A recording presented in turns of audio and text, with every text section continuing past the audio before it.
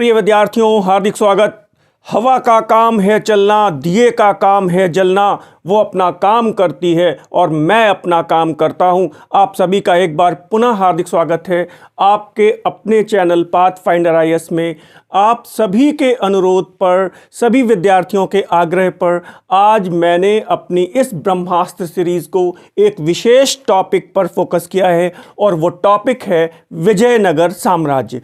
पूरे परीक्षोपयोगी दृष्टि से अगर देखा जाए तो हर परीक्षा में विजयनगर साम्राज्य से एक प्रश्न जरूर पूछा जाता है और इस प्रश्न में कभी ना कभी आप गलत कर जाते हैं। तो ये जो सीरीज है, आने वाले दिनों में 4 से 5 सीरीज हमारी विजयनगर साम्राज्य पर ही फोकस होंगी। एक पूरा टॉपिक मैं आपका कवर करने की कोशिश करूंगा और लगभग 250 से 300 प्रश्न आपको डिस्कस किए जाएंगे। इट मींस कि एक ही प्रश्न में 5 से 6 प्रश्न मैं आपसे डिस्कस करने वाला हूं। तो बेहतर है जल्दी से आप लोग क्लास में आइए, कॉपी पेन लेकर बैठिए और आज मेरे साथ आने वाले दिनों में इस विजयनगर साम्राज्य को पूरी तरह से तैयार कर लीजिए। मुझे पूरा विश्वास है कि आने वाले दिनों में परीक्षा में आपको इस सीरीज के अलावा प्रश्नों को कहीं और देखने की ज़रूरत ना पड़े, ये पूरी कोशिश कर रहा हूँ। और इसके अलावा अगर आपको किन्हीं और टॉपिक्स पर कुछ विशेष लेक्चर्स चाहिए तो मुझे आप मैसेज कर सकते हैं, मुझे आप व्हाट्सएप के माध्यम से सूचित कर सकते हैं। वैसे अगर आप सभी का सहयोग मिलेगा तो मैं दक्षिण भारत का इतिहास, चोल, पल्लव, राष्ट्रकूट या फिर आधुनिक भारत में किसान और जनजातीय आंदोलन वगैरह, संवैधानिक विकास वगैरह भी डिस्कस करने के मूड में हूं। तो फिलहाल आइए शुरू करते हैं आज की ब्रह्मास्त्र सीरीज का पहला प्रश्न। पहला प्रश्न आपकी स्क्रीन पर आ चुका है। शर्त यह है कि प्रश्नों को बहुत धैर्य से और बहुत संयम के साथ हल करना है। प्रश्न पढ़िए पहले आप। प्रश्न क्या कह रहा है? विजयनगर साम्राज्य कब और किसके शासनकाल में अस्तित्व में आया? तो यहां पर मैंने 2 प्रश्न फिक्स किए हैं, मिक्स किए हैं। कब आया और किसके शासनकाल में अस्तित्व में आया? आप ध्यान से देखिएगा। 1336 ईस्वी में गयासुद्दीन तुगलक के काल में, 1336 ईस्वी में मोहम्मद बिन तुगलक के काल में, 1387 ईस्वी में फिरोज शाह तुगलक के शासनकाल में, या फिर 1347 ईस्वी में मोहम्मद बिन तुगलक के शासनकाल में। और मुझे पूरी उम्मीद है आप इसमें जवाब दे पाएंगे। और अगर कोई कंफ्यूजन है तो ध्यान रखिएगा, कंफ्यूजन जैसे विकल्प साथ में हैं और मैं आपको बताना चाहता हूं इसमें सही विकल्प है बी, 1336 ईस्वी में मोहम्मद बिन तुगलक के शासनकाल में। कोई कंफ्यूजन इसलिए नहीं होना चाहिए क्योंकि अगर आपने जल्दबाजी में बाय द वे केवल 1336 पे फोकस कर दिया और आगे नहीं गए तो फिर ये विकल्प गलत हो जाएगा। क्यों? क्योंकि यहां पे तारीख तो सही है, सन तो सही दिया हुआ है, लेकिन शासनकाल, किसके शासनकाल में अस्तित्व में आया? तो ऑल ऑफ यू नो ये मोहम्मद बिन तुगलक का शासनकाल है। तो आई थिंक ये प्रश्न आपका सही हो रहा है, गलत नहीं होना चाहिए। 2 प्रश्न हैं, हमेशा टीजीटी, पीजीटी या फिर यूपीएससी हो या फिर असिस्टेंट प्रोफेसर हो, ये प्रश्न ऐसे आया है, किसके शासनकाल में अस्तित्व में आया, कब अस्तित्व में आया। तो 2 प्रश्न मैंने इसमें मिक्स कर दिए हैं। और ध्यान रखिएगा यहां पर एक विकल्प और है, 1347 में मोहम्मद बिन तुगलक का ही वो शासनकाल है। और यहां पर आपको पता है कौन सा साम्राज्य अपने अस्तित्व में आ रहा है? हमेशा पूछा गया है, बहमनी साम्राज्य। तो बहमनी साम्राज्य की स्थापना भी 1347 ईस्वी में मोहम्मद बिन तुगलक के शासनकाल में हो रही है। तो इसमें आप देख रहे हैं 4 प्रश्न आपको मिल रहे हैं, सीधे सीधे 4 प्रश्न आपको मिल रहे हैं। फिलहाल अगले प्रश्न 2 पर आप कंसंट्रेट करिए। क्वेश्चन 2 आपके सामने है और बहुत ध्यान देने की जरूरत नहीं पड़ेगी क्योंकि मैंने अभी तुरंत आपसे डिस्कस कर दिया बहमनी साम्राज्य कब और किसके शासनकाल में अस्तित्व में आया। और मैंने अभी आपको 2 मिनट पहले ही ये डिस्कस किया है कि 1347 ईस्वी में मोहम्मद बिन तुगलक के काल में। तद अनुसार आपका ये विकल्प सही होगा, मोहम्मद बिन तुगलक। इट मीन्स जल्दबाजी नहीं करनी है और बहुत ध्यान से, पूरे कंसंट्रेशन और पैशेंस के साथ आपको बैठना है। यहां पर आपको ये पता ही है कि यहां पर 1336 में विजयनगर है और बाकी बातें आपको पता है। कहिए तो मैं बता दूं, Vijayanagar, all of you know, Harihara एवं बुक्का। ठीक है। और यहां पर अगर आप देखेंगे तो जो बहमनी साम्राज्य है 1347 में, उसकी स्थापना की थी किसने? हसन गंगू ने। हसन गंगू, अलाउद्दीन बहमन शाह, ये उसकी उपाधि है। ध्यान रखिएगा, इस तरह के छोटे छोटे प्रश्न भी मैंने आपके लिए शामिल किए हैं। और छोटे छोटे प्रश्न इसलिए भी ना कि आप गलती छोटे प्रश्नों में ही करते हैं। तो आई थिंक क्लियर हो गया, कोई डाउट नहीं है। आगे बढ़ें। क्वेश्चन नंबर 3 आपकी स्क्रीन पर आ चुका है। यहां पर भी देखिए कई प्रश्न आपको मिलेंगे। विजयनगर साम्राज्य की स्थापना, देखिए ये पहला ही दिखाई पड़ रहा है कि हरिहर एवं बुक्का नामक भाइयों ने की। तो पहला ही प्रश्न ये है कि विजयनगर साम्राज्य की स्थापना किसने की?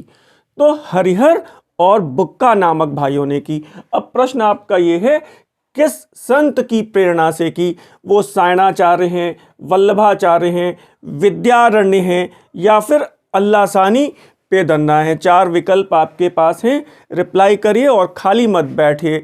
पूरे उत्साह के साथ, जब मैं आपके साथ काम कर रहा हूं तो आप भी मेरे साथ पूरे उत्साह के साथ काम करिए और जवाब दीजिए। तो कंफ्यूजन नहीं है इस प्रश्न में, क्योंकि ये प्रश्न कई बार रिपीट हुआ है और आपको सभी को जवाब पता है कि संत विद्यारण्य हैं इसमें, है ना।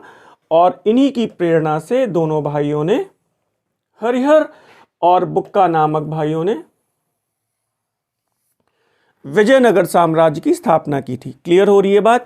एक बात और है कि हरिहर और बुक्का के द्वारा स्थापित वंश क्या कहलाता है? विजयनगर शासन जो साम्राज्य है उसमें पहला वंश कौन सा है? तो ऑल ऑफ यू नो, मुझे बताइए। संगम वंश है। यानी इनके द्वारा, जो हरिहर और बुक्का हैं, इनके द्वारा स्थापित वंश कौन सा है? तो वो वंश है संगम वंश। ये बात क्लियर हो रही है? जहां तक मैं याद कर पा रहा हूं कि हरिहर और बुक्का के द्वारा स्थापित वंश कौन सा है? संगम वंश है। इसका नाम संगम वंश क्यों पड़ा? बता पाएंगे क्यों? क्योंकि इनके पिता का नाम संगम था। क्योंकि ये सब अच्छे प्रश्न हैं, आप ध्यान रखिएगा।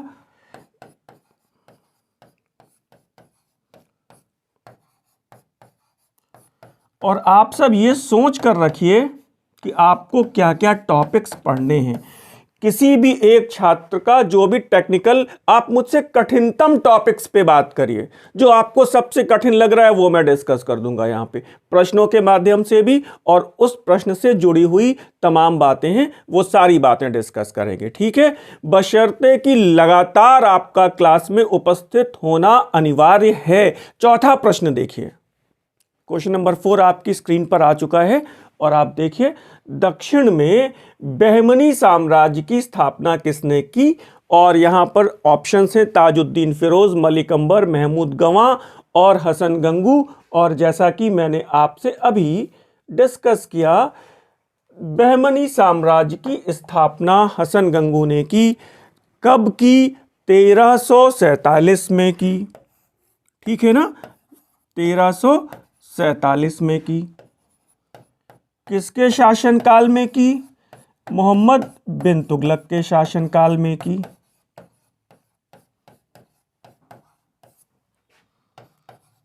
बहुत आत्मविश्वास, अति आत्मविश्वास लेके मत बैठिए क्लास में कि अरे ये तो हमको आता है। नहीं, वो जितने प्रश्न पूछे गए हैं वो और उससे जुड़ी हुई सारी बातें मैं आपसे डिस्कस करूंगा, चाहे वो प्रश्न सरल हो या कठिन हो। और सबसे बड़ी बात है, हमेशा कॉमन बात कह रहा हूं कि आपने सरल प्रश्न ही गलत किए हैं। हसन गंगू ने कौन सी उपाधि ली? तो आपको पता है, अलाउद्दीन बहमन शाह। इसी के नाम पर वो साम्राज्य है, बहमनी साम्राज्य। और आप मुझे बता सकते हैं बहमनी साम्राज्य की राजधानी इसने क्या बनाई? तो ऑल ऑफ यू नो, जहां तक मैं याद कर पा रहा हूं, बता सकते हैं गुलबर्गा। ठीक है ना, ये इसकी राजधानी है। दिक्कत नहीं हो रही है ना कहीं पर, ठीक चल रहा है सब कुछ। अगला प्रश्न देखें। मैं आगे बढ़ूं, पहले आप इस सूचना का स्क्रीनशॉट लीजिए। जैसा कि मैंने आपको बताया, हसन गंगू ने अलाउद्दीन बहमन शाह की उपाधि ली। एक बात, बहमनी साम्राज्य की स्थापना की कब की? 1347 ईस्वी में की, और उसने गुलबर्गा को अपनी राजधानी बनाया। Very very important. एक ही प्रश्न में 5 से 6 प्रश्न मैं आपके लिए कंप्लीट करके ला रहा हूं। अगले प्रश्न पर नजर डालें। विजयनगर में हमेशा विदेशी यात्रियों से प्रश्न पूछे जाने की परंपरा सी रही है, और मैंने सारे विदेशी यात्रियों को अपने आने वाले क्लास में कंक्लूड किया है, कंप्लीट किया है, टच किया है। तो पहला प्रश्न देखिए, वो कह रहा है कि इतालवी यात्री यानी इटालियन यात्री निकोली कोंटी एवं फारस के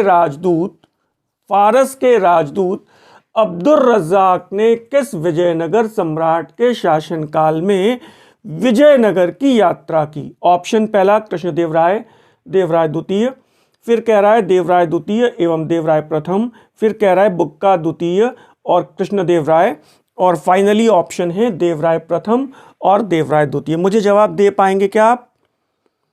आसान है। इसमें 2 प्रश्न मैंने मिक्स किए हैं ताकि आपको बहुत ज्यादा विस्तार ना देना पड़े, एक ही साथ कई बातें क्लियर हो जाएं। हाँ ठीक है, और कुछ लोगों ने बिल्कुल ठीक जवाब दिया है, और ये हैं देवराय प्रथम और देवराय द्वितीय। ध्यान रखिएगा, गलती नहीं होनी चाहिए, क्योंकि यहां पर यह विकल्प अगर जल्दबाजी में आपने चुन दिया है तो यह गलत है। यह गलत है ये विकल्प। क्यों? क्योंकि जो निकोली कोंटी है ना, यह देवराय प्रथम के यहां है, ठीक है, और जो अब्दुल रज्जाक है तो वो देवराय द्वितीय के यहां है। तो तद अनुसार आप देखिए, निकोली कोंटी के लिए देवराय प्रथम आपके पास सामने है, और देवराय द्वितीय के लिए अब्दुल रज्जाक आपके सामने है। तो सही विकल्प हो जाएगा डी। ठीक है, जल्दबाजी नहीं करनी है। दूसरी बात यह है, डोमिंगो पायस भी आया है, माहुआन भी आया है, सीजर फ्रेडरिक भी आया है, बारबोसा ने भी कुछ विवरण दिए हैं। तो फिलहाल आने वाले प्रश्नों में आप देखेंगे, मैं आपको कुछ टेक्निकल टर्म्स बताऊंगा, उसके अकॉर्डिंगली आप कभी गलती नहीं करेंगे। तो यहां पे फिर से आप ध्यान दीजिएगा, 2 प्रश्न हैं, 4 प्रश्न समझ लीजिए कि देवराय प्रथम के काल में कौन आया, या फिर निकोली कोंटी किसके काल में आया, इस तरह करके आया है पीजीटी में प्रश्न। या फिर उसी तरह राजदूत के रूप में अब्दुल रज्जाक आया। और अब्दुल रज्जाक वाला अगर आपके पास पिछले वर्षों के प्रश्न पत्र हो तो मुझे लगता है आप ध्यान दीजिएगा, अब्दुल रज्जाक यात्रियों में सबसे ज्यादा बार पूछा गया है। फिलहाल आप अगला क्वेश्चन देखिए। सुखद संयोग मानता हूं अगला प्रश्न भी विजयनगर आने वाले विदेशी यात्रियों से संबंधित है, और ध्यान से देखिए। प्रश्न कह रहा है, निम्नलिखित में से विदेशी यात्रियों में किसने विजयनगर साम्राज्य की यात्रा की? मतलब इनमें विकल्प आपको आगे देखने को मिलेगा, अगले पृष्ठ पे देखने को मिलेगा। आप पहले बताइए, निकोली कोंटी आया है? तो बिल्कुल ठीक है, आया है। निकोली कोंटी किसके काल में आया है? मैंने अभी आपको बता दिया कि निकोली कोंटी देवराय प्रथम के काल में आया है। ओके, फिर ध्यान रखिएगा, अब्दुल रज्जाक आया है? तो बिल्कुल हाँ ठीक है, आया है। और अभी मैंने आपको बताया कि ये देवराय द्वितीय के काल में आया है। ये टॉपिक वाइज मैं सीरीज जारी रखूं? आप सभी ने अभी तक मुझे ये नहीं बताया है कि आपको अपनी तरफ से क्या क्या टॉपिक पढ़ने हैं, तो मुझे आप व्हाट्सएप कर सकते हैं, स्क्रीन पे नंबर दिए होते हैं। आगे देखिएगा, माहुआन आया है? तो हाँ जी बिल्कुल आया है, माहुआन भी आया है। और आप मुझे बताइए कि माहुआन किसके काल में आया है? मैं नहीं बता रहा हूँ अभी। डोमिंगो पायस आया है? तो मैं कह रहा हूँ हाँ आया है। किसके शासनकाल में आया है? मुझे बताइए, माहुआन किसके शासनकाल में आया है? नहीं बता पा रहे। डोमिंगो पायस किसके शासनकाल में आया है? चलिए मैं बता देता हूं, और अभी आगे भी चर्चा हो जाएगी। ये कृष्णदेव राय के शासनकाल में आया है।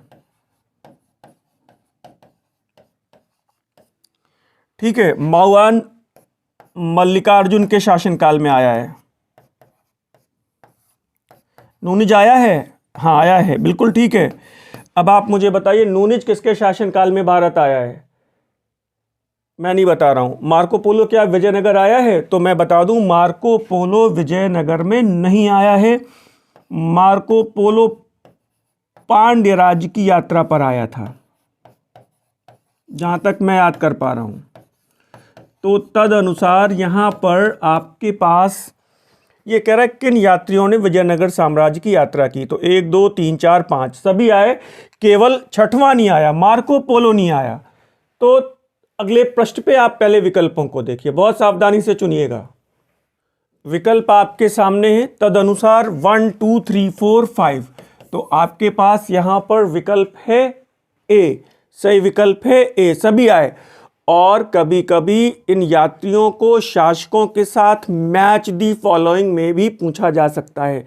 असिस्टेंट प्रोफेसर की परीक्षा में इन यात्रियों को मैच दी फॉलोइंग के क्रम में पूछा जा सकता है, या फिर इनका क्रम लगाने के लिए दिया जा सकता है। फिलहाल मैंने आपको सारी बातें डिस्कस की हैं और आगे भी अभी डिस्कस करते रहेंगे। अगले प्रश्न पर नजर डालें। क्वेश्चन नंबर 7 भी देखिए, उपाधियों से संबंधित है।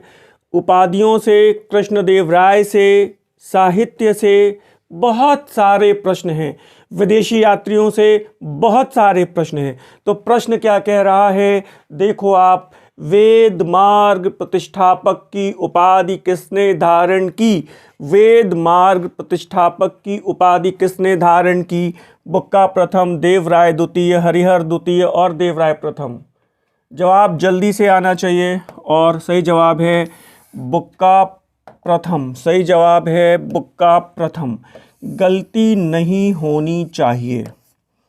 ठीक है, और अगर आप कहिए वो प्रश्न यद्यपि कि आगे शामिल किए गए हैं, और अगर आप मुझे बताएं तो देवराय द्वितीय की एक उपाधि हमेशा पूछी गई है और वो है गज बेतेकर, हाथियों का शिकारी। क्लियर हो रहा है? कृष्णदेव राय की उपाधियां पूछी गई हैं, फिलहाल मैं आगे डिस्कस करूंगा। तो यहां पे दो बातें आप डिस्कस कर सकते हैं। पहला ये कि वेद मार्ग प्रतिष्ठापक की उपाधि किसकी है? तो वो बुक्का प्रथम की है। और मैंने बताया कि गज बेतेकर और देवराज द्वितीय की बहुत सारी उपाधियां हैं, वो मैं आगे डिस्कस करूंगा। अगले प्रश्न पे नजर डालिए। क्वेश्चन 6 आपके सामने है। देखिए, निम्नलिखित में से किस विदेशी यात्री ने विजयनगर के पतन के शीघ्र पश्चात, यानी कि वो जो तालीकोटा का युद्ध हुआ था उसके शीघ्र पश्चात विजयनगर की यात्रा की है और उस स्थान का दर्शन और वर्णन किया? ऐसा ही प्रश्न पूछा गया है। वो अब्दुल रज्जाक हैं या नूनिज हैं या सीजर फ्रेडरिक हैं या डोमिंगो पायस हैं? आई थिंक आप जवाब दे पाएंगे, सीधा सा जवाब है और ये है सीजर फ्रेडरिक। क्लियर हो रहा है? सीजर फ्रेडरिक ने तालीकोटा के युद्ध के पश्चात विजयनगर की यात्रा की और उस स्थान का विशेष विवरण लिखा है। एज वेल यहाँ पर और भी नाम हैं। डोमिंगो पायस किसके शासनकाल में आया है? डोमिंगो पायस किसके शासनकाल में आया है? मैंने शायद अभी बताया है थोड़ी देर पहले, कृष्णदेव राय। कृष्णदेव राय। ध्यान रखिएगा, अब्दुल रज्जाक, नूनिज आप सबको पता है, जवाब दीजिएगा। नूनिज किसके शासनकाल में आया है? मैं फिलहाल अभी नहीं बता रहा हूं, अगले प्रश्न में बताऊंगा। ये बताइए, ठीक चल रहा है सब कुछ? प्रश्न गलत तो नहीं हो रहे हैं आपके? अगर प्रश्न गलत हो रहे हैं तो कोई बात नहीं, यहां पे गलत हो जाएगा, कोई बात नहीं, यहां गलती कर सकते हैं आप, लेकिन परीक्षा भवन में एक गलती बहुत नुकसान पहुंचा सकती है। ठीक है ना? तो अगर आप कहें तो हम लोग आगे बढ़ें।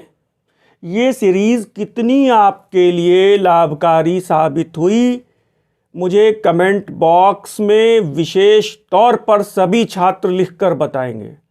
ये सारी बातें आपके सुझाव, आपके उत्साह पर निर्भर करेंगी। बात समझ आ रही है आप सभी को? अगला सेक्शन तभी मैं डिस्कस करूंगा जब मुझे लगेगा कि आपने इससे लाभ उठाया है। अगले प्रश्न पर नजर डालें। क्वेश्चन नंबर 9 आप देखिए, बढ़िया प्रश्न है। निम्नलिखित में से कौन सा शासक तेलुगु और संस्कृत दोनों भाषाओं का प्रकांड विद्वान था? जवाब आप बिल्कुल दे पाएंगे। तेलुगु और संस्कृत भाषा का प्रकांड विद्वान था देवराय प्रथम या तिरुमल राय या बुक्का प्रथम या फिर कृष्णदेव राय। जवाब दे पाएंगे और बिल्कुल बहुत वेट करने की ज़रूरत नहीं है। और यहाँ पर सही जवाब हैं कृष्णदेव राय। आई थिंक इस प्रश्न को गलत मत करिएगा। वो तेलुगु भाषा के भी विद्वान हैं और संस्कृत भाषा के भी विद्वान हैं। और 2-3 बातें मैं यहाँ पर आपको बता देता हूँ, यद्यपि कि वो सारे प्रश्न जो भी पूछे गए हैं वो 1 बाय 1 आपके सामने आते जाएंगे।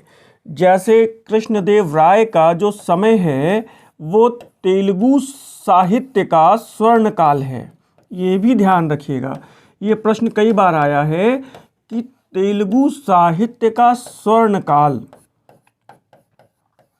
कहाँ है या किसके शासनकाल को कहा जाता है, तो वो है कृष्णदेव राय।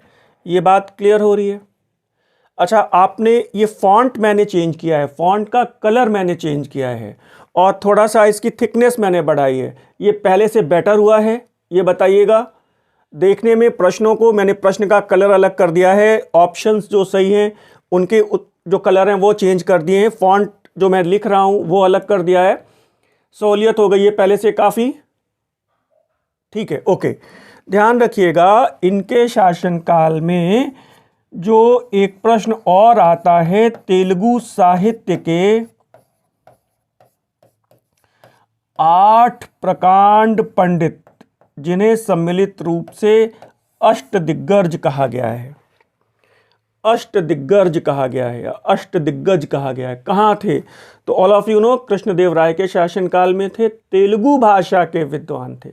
और एक चीज़ तो आपको पता है, अष्टप्रधान कहाँ पे है, मुझे बताइए, अष्टप्रधान कहाँ पे है? ये ध्यान रखिएगा, विजयनगर साम्राज्य को डिस्कस कर रहे हैं, इसका ये मतलब नहीं है कि केवल विजयनगर साम्राज्य को डिस्कस कर रहे हैं। अगर उससे जुड़ी हुई कोई बात आ रही है तो मैं आपको बताऊंगा। तो यहाँ पर ध्यान रखिएगा, अष्टप्रधान का संबंध है मराठा प्रशासन से और बेसिकली शिवाजी महाराज की मंत्री परिषद को अष्टप्रधान कहा गया है। शिवाजी की मंत्री परिषद को अष्टप्रधान कहा गया है। एक प्रश्न थोड़ा विषय से हट के पूछना चाहता हूं, पूछ लें? तुरंत जवाब दीजिए, पूछें या आगे बढ़ें? मुझे ये बताइए कि ऐसा माना जाता है कि इनके शासनकाल में संभवतः अष्टप्रधान का विघटन हो गया, अष्टप्रधान का विघटन हो गया। ये प्रश्न भी आया, वो हैं कौन, उनका नाम क्या है? तो ध्यान रखिएगा, विघटन की बात अगर आ रही है तो वो है संभाजी, ऐसा माना जाता है। विघटन, अष्टप्रधान का विघटन सा हो गया क्योंकि उन्होंने अपने सारे प्रशासनिक अधिकार अपने मित्र और मंत्री कवि कलश को सौंप दिए। तो इसलिए ऐसा माना जाता है कि अष्टप्रधान का संभवतः संभाजी के काल में विघटन हो गया। क्लियर हो रही हैं बातें कि नहीं? अगले प्रश्न को देखते हैं। अगला प्रश्न 10 आपकी स्क्रीन पर है और कह रहा है कि निम्नलिखित में से किसने उषा परिणय, उषा परिणय, ध्यान से रखिएगा, उषा परिणय नामक नाटक लिखा जिसमें उषा तथा अनिरुद्ध के विवाह का विवरण है? गंगा देवी, कृष्णदेव राय, माधव विद्यारण्य या फिर अल्लासानी पेदन्ना? उषा परिणय, जवाब दे पाएंगे? चलिए ठीक है, मैं बता देता हूं और जवाब है कृष्णदेव राय। ठीक है ना? और आपको ये ध्यान रखना चाहिए, इन्होंने एक किताब अभी और लिखी है, आपको नाम पता, ये बहुत फेमस है, कई बार पूछी गई है, राजनीति विज्ञान की पुस्तक है। मुझे बताइए कौन सी है वो? ऑल ऑफ यू नो, बताइए, मैं वेट कर रहा हूं। आमुक्तमाल्यद है ना? याद है? नहीं याद है तो फिर याद रखिए, अभी आगे भी डिस्कस करेंगे। ठीक है, तो ये उषा परिणय के रचनाकार कौन से हैं, इन्होंने करी। तो अभी हम कृष्णदेव राय की सारी किताबों को एक जगह पर इकट्ठा कर देते हैं, ठीक है। तो फिलहाल आप यहाँ पर ये किताब याद रखिए, उषा परिणय कृष्णदेव राय की है। गंगा देवी की पुस्तक कौन सी है, बताएंगे क्या? गंगा देवी की पुस्तक कौन सी है? गंगा देवी मदुरई विजयम, ये भी पूछी गई है पुस्तक।